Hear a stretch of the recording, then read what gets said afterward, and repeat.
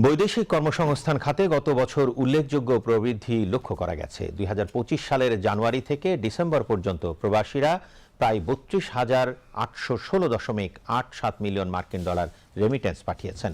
বাংলাদেশ ব্যাংকের তথ্য অনুযায়ী ২০২৪-২৫ অর্থবছরে দেশ মোট ৩৩.৩৩ বিলিয়ন ডলার প্রবাসী আয় এসেছে, যেখানে আগের অর্থবছরে এই আয়ের পরিমাণ ছিল ২৩.৯১ বিলিয়ন ডলার।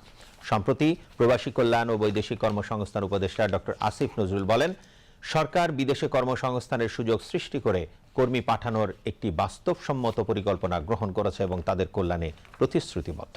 তিনি বলেন, প্রবাসীরা জাতীয় অর্থনীতির অন্যতম প্রধান চালিকা শক্তি।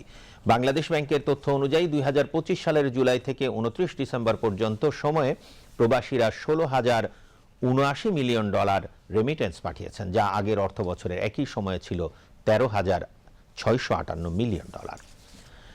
এদিকে ডিসেম্বর মাসে প্রবাসীরা দেশে ৩.২৩ বিলিয়ন মার্কিন ডলার রেমিটেন্স পাঠিয়েছেন, যা আগের বছরের একই সময়ে তুলনায় ২২.৩৫% বৃদ্ধি পেয়েছে। এটি দেশের ইতিহাসে এক মাসে দ্বিতীয় সর্বোচ্চ রেমিটেন্স প্রবাহ।